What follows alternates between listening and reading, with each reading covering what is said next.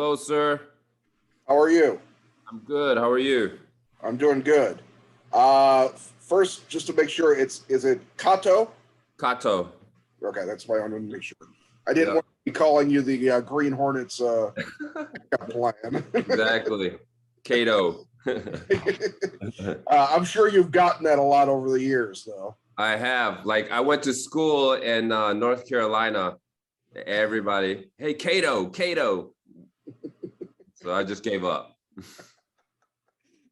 All right. Well, I think I'm going to include that because I think that's just funny based on human interaction. Of course. So this is the newest episode of the Rock and Roll Ghost podcast. We have Chef Gene Kato from Momotaro. He's the executive chef there, part of the Boka Group. I mean, just look up the Boka Group and you'll see a litany of amazing restaurants. And as a personal note, just as a way to start this, I had the pleasure of finally visiting Momotaro on Friday, and Chef, hands down, top 5 meals of my life.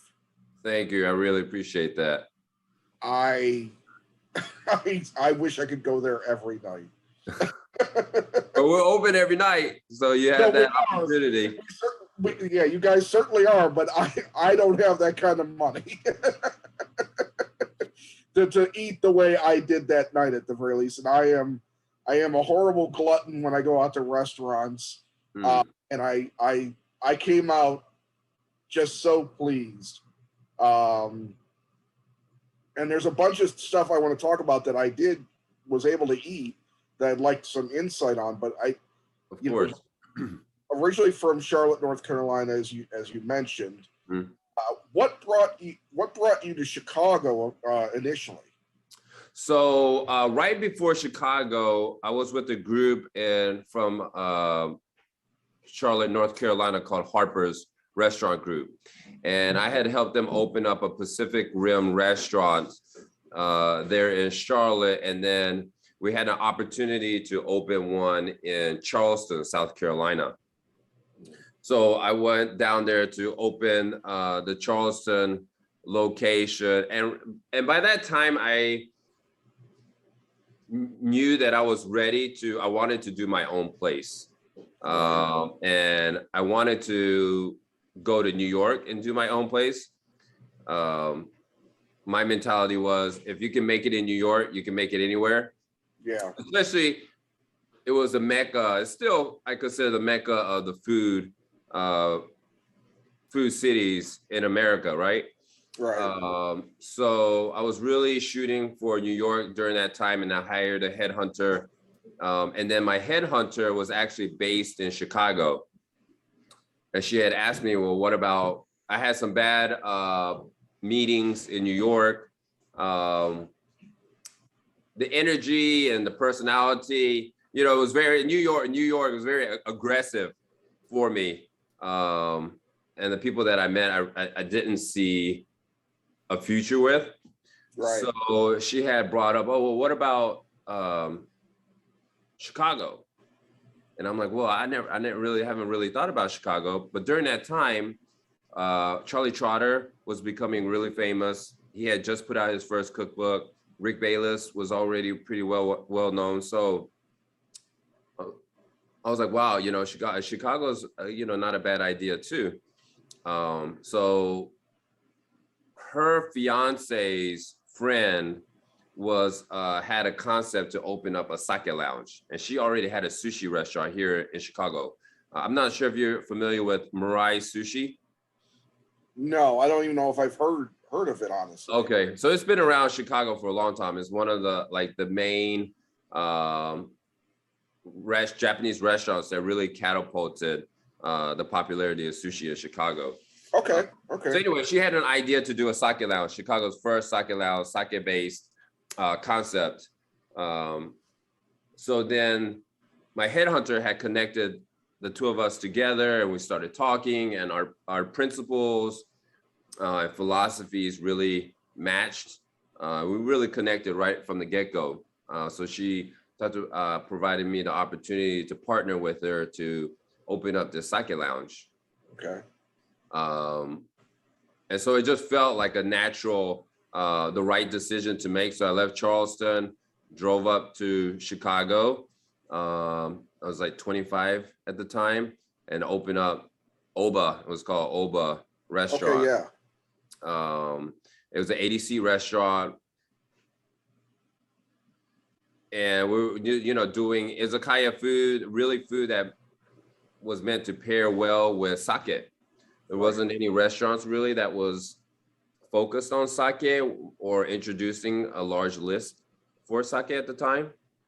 This is, oh God, maybe 17 years ago, 18 years ago. Yeah. So it was really exciting to be able to showcase that concept. So that's what brought me to Chicago. Yeah. So we had open Oba for a year, and then after that, we had the opportunity to, and she had a sushi restaurant called Mirai, like I said, at the time already. And so then we had an opportunity to open up a Japanese concept on a large scale. Nobody had really done that before in Chicago. Right.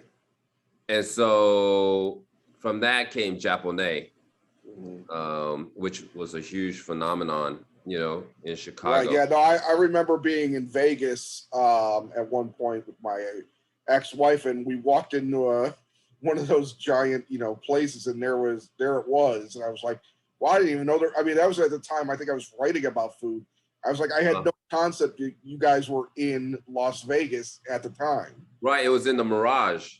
Right. Yeah. The Mirage. Yes. Yep. So that was really like when we were like catapulting the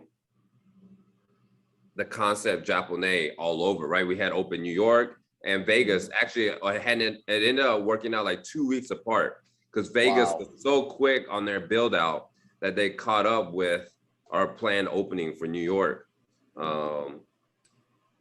So they were only like 2 weeks apart, but it's one of those stressful.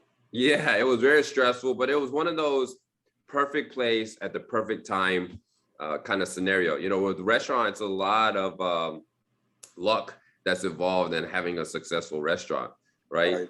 And I felt Japonais was the perfect storm. It was the right place. We had a huge celebrity following. The space was beautiful. People, really enjoyed the food that we were doing there. So it was an awesome experience. And then from there to open up, New York and Las Vegas. So Japanese was used to be on Chicago over by the bridge, right? Correct. That building. Yep, across from the Chicago Tribune. I think my son actually was working there as a waiter at one point after you had gone. Oh, really? I'm not sure at what point he was there. I don't know, because I know they ended up doing something with Morimoto, right? Right. Yeah. So the last 2 years, Japanese Chicago was open. And that's when Morimoto had partnered with the existing partners. Yeah, that was I remember that being a big deal. But now that building's kind of still just sitting there, nothing's. It's an odd place for a restaurant in some regards too. Yep. Actually, it's so it's a kind of funny story. So one of the owners here, he opened up with a group of other individuals to open up. It's called Beyond in the Japanese space. Mm-hmm. So it's this super high end, man, what would you call it? It's like it's a gym, but there's like doctors on site, they're doing all, yoga and therapy,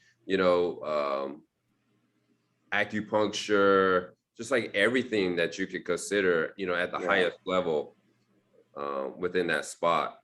They got sushi there too.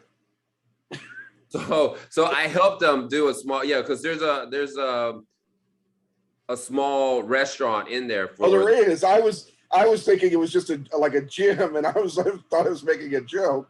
No. It's the only way to get me into a gym is if they're offering food.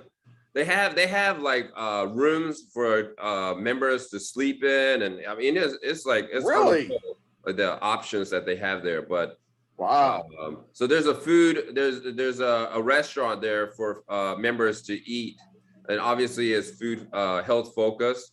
So I helped them do a sushi program over there. I think the Oh, that's sushi cool. program is not there now, but Okay, initially. yep, initially they did have a sushi program. Well, and then at some point after, while you were at Japanese, you began thinking about your own place, which ended up being Sumi Robata. Correct. And I remember the problem, the problem with restaurants in Chicago was that at some point, especially when I was writing about them, there became so many, and it's like, especially writing about them, you kind of had to stay on top. When I was writing for Eater and Thrillist, you had to stay on top of everything new. Which always kind of irritated me because I always wanted to, I found myself stuck at something new opening up when I wanted to go check out something else. And unfortunately, I never got a chance to go to Sumi. Oh, man. Yeah, I know everybody loved it. Everybody talked about how much they loved it. And obviously, there had to be something that wasn't completely right because you ended up closing. Was it the rent? What was the deal there? Yeah, so ultimately, it was the rent. The landlord had doubled. So I had a 20-year lease to renew and an option to renew every 5 years. So when my first 5 year was coming close to an end, they were going to raise my double my rent. That's insane. Which is unbelievable, unrealistic. I was only a 35-seat restaurant, right? So a small mom and pop restaurant, and I showed them my numbers. I'm like, there is no way, always a great tenant, whatever. And so anyway, I knew the restaurant would not, there's no way for me to be sustainable. So I ended up having to make a tough decision and close the restaurant. I have to imagine that was a tough decision because, I mean, it wasn't like you didn't have customers. You had all the customers you could put into that space. It was very highly regarded. It was a place that I know other chefs always talked about how much they liked it. Yep. There wasn't so much of that around at the time, quite honestly. Right. So that concept, I think a lot of chefs have that goal of opening up their own place. Right. So for me, I had that goal, but the reason for that was I felt that it was the ultimate test as a chef to see where you are with everything that you've learned, right? Mm-hmm. Food, obviously, that you're passionate about and that you have your own philosophy toward, the concept and how you're going to relate that concept to the guests, right? With everything, not just the food, but the beverage program and, how you manage the business, design of the restaurant, and put all of that to the test and see how successful you can be, right? Right. So I've always had that goal. And I was very fortunate to be able to find partners and investors to help me get to that point and provide me with the opportunity to do that. And it was tough. Yeah. Yeah, it was really tough. I mean, I went in, it's a very selfish thing to do, because it was really encapsulating my vision, right? Yeah. I just got married, I was going to have a son within a couple months. So everything was about the restaurant. And that restaurant was going to be my bread and butter to be able to provide for my family too, right? And hopefully make it this great thing for the future. So you put all your eggs in your basket and some. If you got any feathers left, you try to put that in the basket too. And it takes a lot out of you, but it was great because I put myself in a position I always wanted to cook for every single person. So the concept was set up so I could do that, right?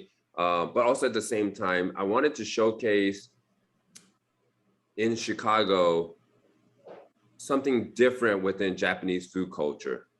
And sushi obviously has always been in the forefront, but there's so many different elements of Japanese cuisine that's exciting, just as exciting. So I wanted to showcase robata yaki or yakitori, 100% traditional to Chicago, you know, and that like the focus was just so traditional and stay, you know, within this box. But that kind of,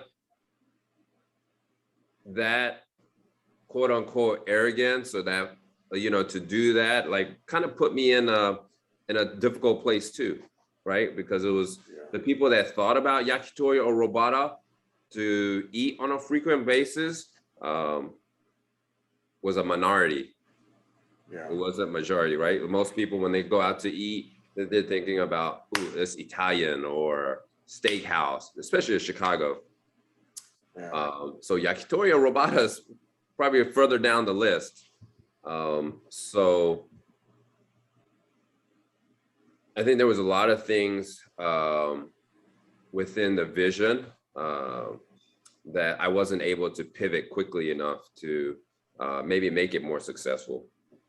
Well, I mean, let's be honest. I mean, you were talking about how obviously at that point sushi had become a thing. It had become an accepted thing that people understood.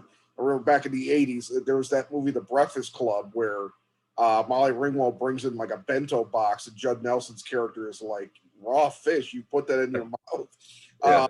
You know, so back in the 80s, we still weren't exactly sure of what the hell sushi was, especially here in Chicago. Never mind that we're kind of landlocked.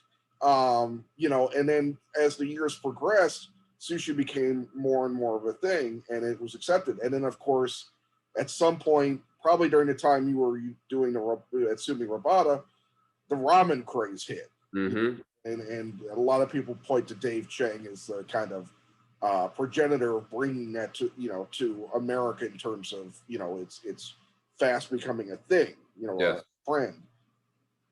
But you were at a point where you were kind of picking up something that wasn't well known and trying to make that a go.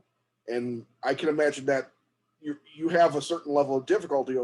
Number one, explaining what it is to people that don't know. Number two, getting people to come in to try something that they don't know what it is.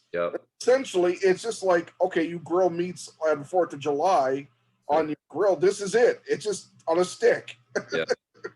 Whatever. So you're exactly right. I knew if I could get the guests to come into the door and at least try it, they're gonna love it, you know. But it was that, I guess, the stigma, and I'm to blame for that. That it's like super traditional, you know, and these are the only kind of this is the only spectrum of cuisine that I'm going to do. Probably scares some people away, you know. And felt like, oh, maybe this is going to be it's going to be like going to Japan Epcot, you know, with the girls in the kimono and, you know, serving, you know, typical Japanese food. But no, I mean, I like I said, I really wish I had been able to go there. I always get upset when there's someplace I really, really wanted to go to, and it's like I just didn't have the timing. But you know, did you ever consider, hey, I'll move it somewhere else in the city? I did for a brief moment, but personally, it was, I wasn't in a really good place. Like not depressed, but just, you know, my marriage have fallen apart, right? I wasn't there for my son for a lot of the time. You know, I was in a good amount of debt, so that's always helpful. Yeah, so really was the focus was to get back on track, to be able to maintain, provide for my family, and then, you know, get back on track. So that was really the goal. What can I do now to get to that place? And so when I closed Sumi, Prior to closing Sumi, there was a few leads here and there, but none of the leads really panned out. They weren't ready to open up a restaurant right away. So I couldn't wait. So then I decided to do pop-ups I did like 4 months maybe. But the thing with pop-up is if you keep doing it, it's not so special. Yeah. Right? Because you can go, you start knowing that you can go there anytime. So and then that was going to, toward the tail end of that was starting to go into the slowest quarter, which is the first quarter, right? Like January, February for restaurants anyway. So I'm like, I gotta figure out something. And then it just happened that the old restaurant group that I used to work for, they needed a head chef in Charlotte, back at the same restaurant that I opened. That's cool. Yeah, so I ended up going there. And I was actually excited because Charlotte is a great place to raise a family. So I'm like, hey, maybe I could settle down in Charlotte. There was two of my Japanese purveyors here in Chicago were actually delivering to Charlotte. So I was like, oh, this is great. I can really start pushing Japanese food in Charlotte. Because when I was there as a young person, there was no Japanese purveyors, right? So I didn't have the accessibility to get really great Japanese fish, dry goods and things like that to really make great Japanese food. So now I have the opportunity. So I was really excited for that. So was down there, we adjusted the menu and just kind of kept building. But I knew Chicago was home to me, and so I was still fighting to get back to Chicago. Right. A quick funny story. So when I moved to North Carolina, my son was still in school. So he has 6 months of school left. So I had to leave the apartment. I left Chicago, but I had to still pay my lease for the apartment in Chicago. Then I had to pay for my place in North Carolina. Right. So I'm like, man, there's no way I'm going to be able to keep up with these bills, just on my chef salary in North Carolina. And the chef salary, I mean, chefs aren't so highly looked upon in Charlotte still, So anyway, like, what am I gonna do? What am I gonna do? So I ended up doing Uber. Oh my God. So believe it or not, like I work 5 days a week and then I would get off at 10. So after I get off at 10, I would Uber for 3 hours. And then on my day off, my 2 days off, I would Uber 14 hours straight. But thank God I do that. I do that myself on part-time, and it's not like a ton of fun to work that much. Yeah. So I was like, oh, nothing can be more difficult than Sumi and harder than Sumi, whatever. And then lo and behold, the universe, showed you something else that could be, more challenging. Right. But luckily, Uber was there. I mean, I was able to at least stay afloat because that was there for me to be able to do on my time. But the funny part of it was, as customers will tip you based on their experience. So I was really making a great effort to be very hospitable, which is a huge part of our restaurant industry. Yeah. We're talking and, talk about what I do, what they do, what they love about food and Japanese food and all this kind of stuff. So the customers that I was driving started coming into the restaurant that I work. Oh, cool. But nobody at my job, I never talked about that I was doing the Uber driving in my spare time. Right. They would come to me and say, oh, hey, chef, there's a guest here that said that you were their Uber driver. Is that right? So everybody was shocked that I was Uber driving in my spare time. But these guests were coming into the restaurant. So it was kind of funny, but it was cool to see them come to the restaurant. Yeah, no, I mean, there is something to be said for doing. It's an interesting way to meet different people sometimes. Yep. I've been doing it part-time for 7 years almost, and I'm trying to find something. I work from home for my day job. I do this. I do the Uber thing, but I'm trying to find another part-time job where I work from home, doing something computer related. Remote. Yeah. The 7 years of driving it's a lot. Driving in general that much time. I'm thankful I've only had a couple of problems with regards to accidents and all that stuff. Yeah. What was the how long were you in North Carolina before you kind of started hearing from Boka about coming in to take over Momotaro?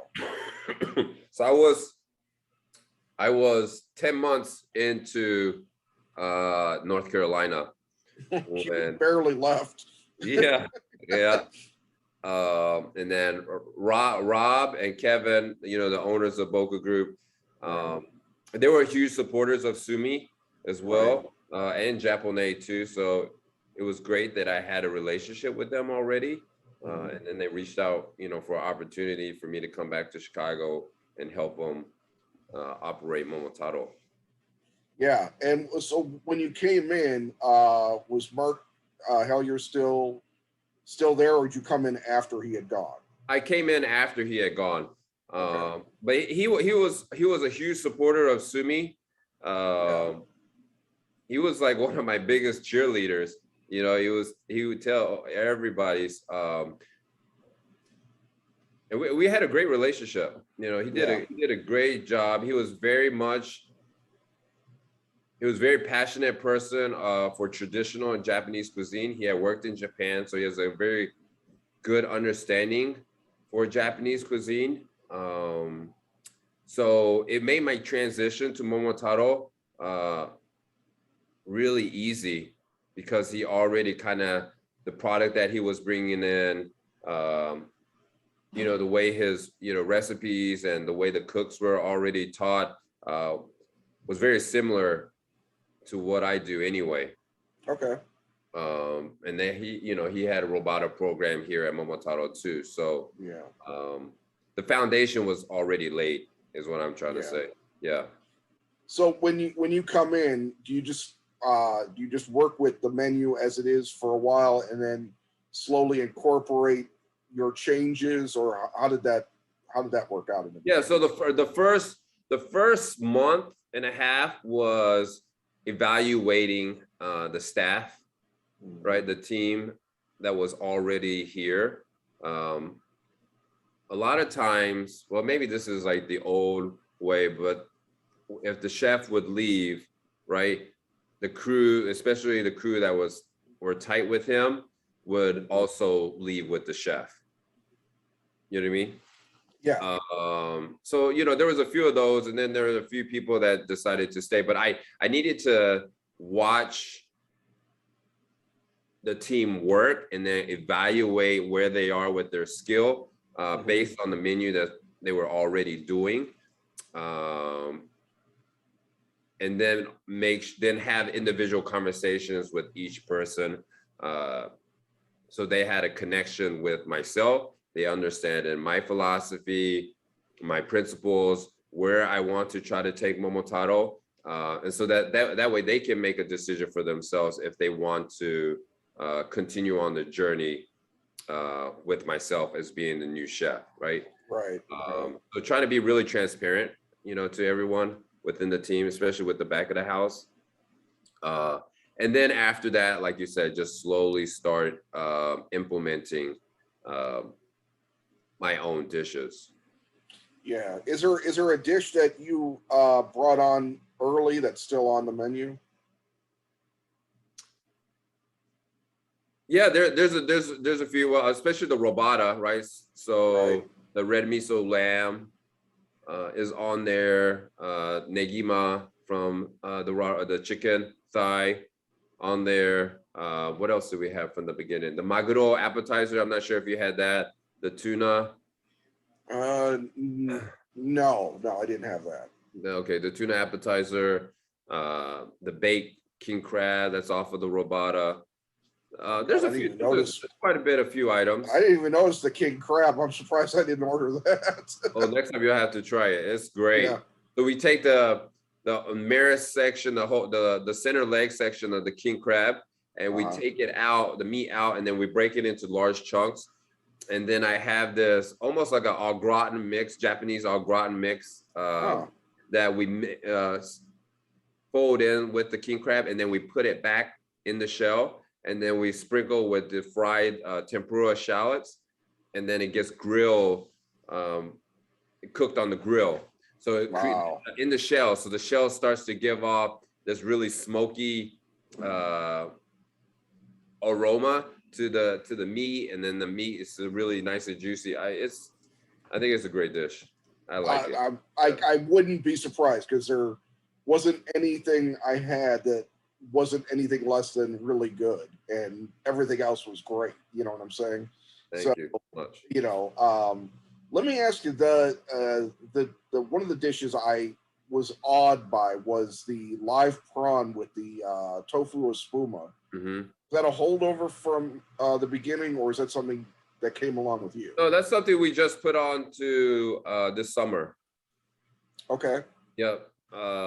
So we were able to get in, it's a seasonal thing. It's something that we were able to get in with the live spotted prawns. Mm-hmm. And I wanted to create a dish to showcase the prawns and the special, the what makes that live prawn so special. Without adding too many strong flavors to take away from it, but I needed to also to give that dish volume. So the trick was the shrimp, it was super expensive. Like each shrimp is like $15. Wow. For one shrimp, right? So I didn't really have much room to add so many more ingredients, because then the cost would be so outrageous that the guests would be like, what, for one shrimp? You know what I mean? Yeah. And it's not like I'm trying to be greedy and gouge the No, customers. and you got to consider right now too, everything costs so damn much in the moment. And then on top of it, you're looking at food cost and overhead and pay, you know, staff pay and you know, everything else. It's like people don't realize what you have to include. And then you're posited in West Loop Fulton Market, which is trendy and expensive on top of it. Yes. So the trick was to figure out a way to add volume to the dish without taking away the flavor of the shrimp. So, you know, the oven dried tomatoes adds nice texture, is sweet, and then the pickled onions adds a little acidity, and then the yuzu vinaigrette adds the saltiness with the white soy, and then the tofu, which is straight tofu puree with the little soy milk, adds that kind of mousse element to it. It's airy. It doesn't really take away from the flavor of the shrimp or all the other ingredients there, but it adds a creamy note to it, I feel. Yeah, no, it's if you're gonna go to, I'm talking to everybody out there, if you're gonna go to Momotaro, do it as soon as possible to get this dish. This thing is, number one, a visual delight. It's absolutely beautiful. It's just this lovely dome of what, you know, Chef was just describing, the soy tofu and the soy milk. It's and then the taste is out of this world good. And it's like, if I could order 4 of those, you know, like, it would be ridiculous to spend that much money on one dish, but still, it's a treat. It's a joyous treat. Thank you. I'm glad you enjoyed it. Yeah, no, and everything was so good. And the other God, there were so many other things, but the other one that I was surprised, I'd been studying the menu for weeks, for, you know, like wondering what I was going to get. And one of the few last minute picks was the Wagyu beef tongue from the Robata.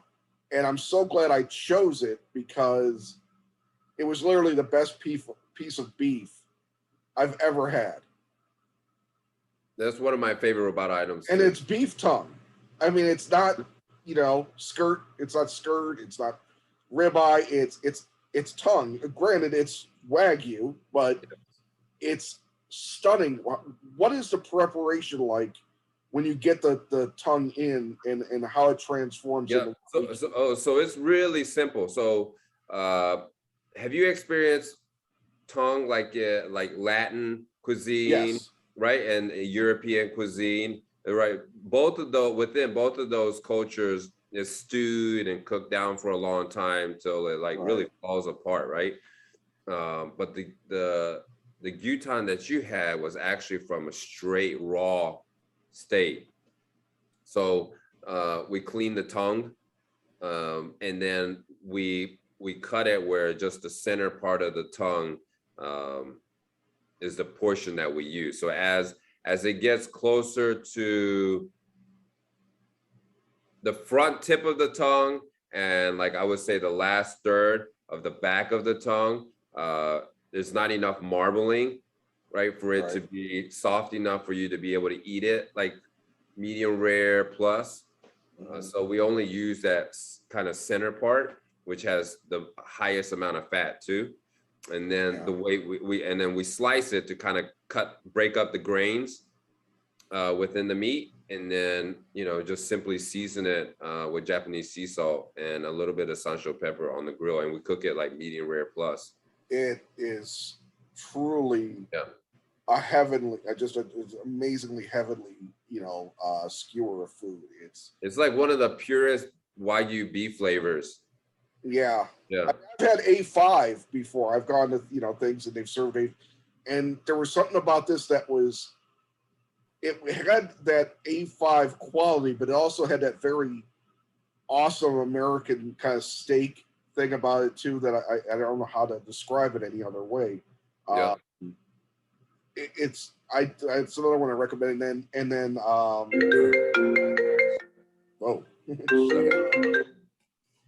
You guys were so kind and you sent out the red miso lamb chops. And boy, that's a hell of a deal. Those are two meaty chops for like $14. Oh, that's a hell of a deal, and you get a good amount of meat on those. So those things are amazing. So those are actually from Australia, lamb chops that we get super marbled, and then we marinate them for 24 hours before we serve it. Yeah, those are really good. Well, I don't want to take up too much more of your time. I do want to kind of ask, of course, what is your daily routine basically like, and how much time do you devote in a week to the future in terms of what's coming up on the menu? And do you know kind of roughly a season ahead how far, how much you need to change on the menu, or how does all that work? Yeah, so I'm involved on a daily basis with the restaurant.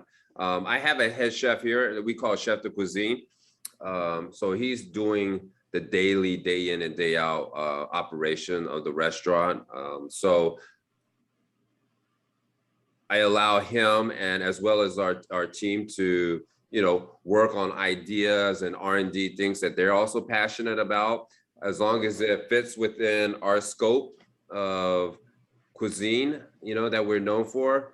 And then I just kind of feed them pointers to finesse the dish into something that is fitting for Momotaro. Right. Yeah. Makes sense. So sometimes the dishes come straight from me that I work on, and then sometimes it's when we're all putting our ideas together to do a huge revamp of a summer menu. We try to stay as seasonal as possible. It's a little bit difficult for us because we're a large restaurant, and certain things become staples, and we try to keep it on the menu as long as possible, so they can always come back to it. But whenever the season changes, especially like in the summer and in the fall, we try to make a big effort to put on as many seasonal dishes as possible. Right, because you're probably working with a lot of seasonal stuff here in the Midwest or Chicago specific, but you're also talking about Japanese food, which has its own unique seasons. Yes, exactly. And also now we have to put into play the supply, the demand for the supply and the workers. So we've been having a lot of struggle with maintaining our ability to purchase certain brands, Japanese product. Because I'm very brand specific to certain things, like the brand of seaweed that we use and the brand of rice or the brand of miso that we use. And a lot of those particular brands for us are from Japan and only produced in Japan. So if we lose a supplier because they go out of business, or a lot of times right now we're dealing with, they don't have enough workers. So they're running out of their product and there's this huge 4-month gap that they can't provide us with. Really puts us in a tough spot. So we're like juggling so much of that. Fishermen, they're not always going out to catch fish.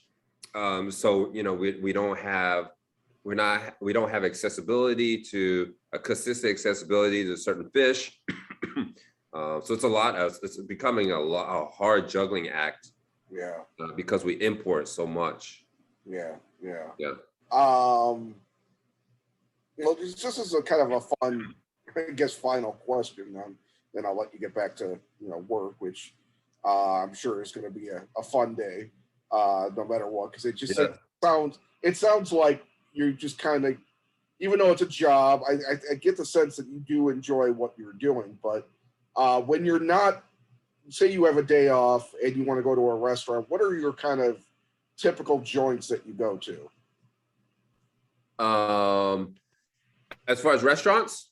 Yeah. What's your kind of some of your go-tos for when you're go-to places? So I enjoy going to low-key restaurants, like mom and pop places.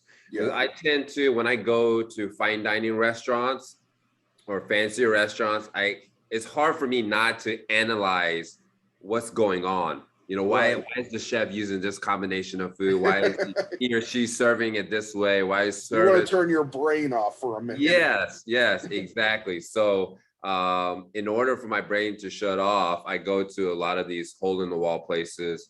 Korean barbecue, I've always gone to Chozonok. Oh, yes. In Little Port. They're great. The food is great. The service is rough, It's definitely, it's almost inhospitable. Yeah, exactly. They want you out when you get in. So, but I mean, that's that's okay. Like, it's just humbling, say, hey. It's amazing because it's so popular, and the world we live in is so critical of things like that, but they accept it from places like there. Because it's like, well, these are older people and they just want you to do what you're supposed to do. It's like your grandmother coming in and say, don't touch that. Yep. Eat this, go sit down, that kind of thing. It's like it's almost like, get the hell out of my restaurant as soon as you're done. Yeah, exactly. And I've been going there. So my ex-business partner, she introduced me to that place when I was like 25. Yeah. I'm 45 now. So like I've been going there since for 20 years. Yeah. And it's the same servers, and they treat me the exact same way. No, not any nicer. They don't care who you are. Yeah. But it's great. It's consistent. It's just to have a good time. And everything that they put out is, solid for sure. Yeah. There's one experience when I went there and they were out of something that I always get. And she could tell that I was annoyed. And this was kind of like later on in my meal. And she told me that I've had enough to eat. So she said, you ordered enough anyway.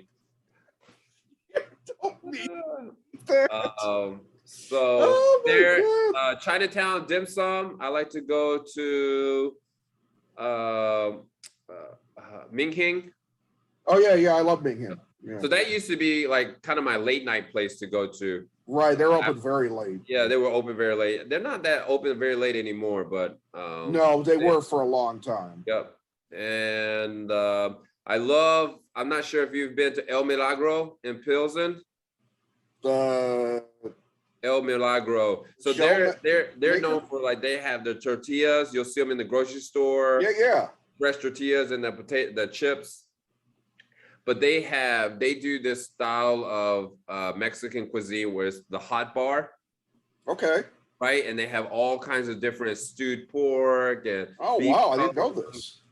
Beef tongue and mole, and then you could choose kind of how you want it, like on a plate or as a taco. But the taco is really unique because you know how most typical taquerias, they chop up the steak, right? They slice theirs really thin. Oh, that's the way. They char grill it, right, to order, and so they leave it in a big slice like that, and then they put it on the tortilla shells with the rice, beans, and then they do this slaw with cabbage.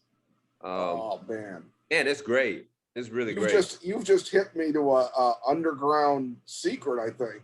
Yeah, El Milagro. People know about the fact that they have their own food there.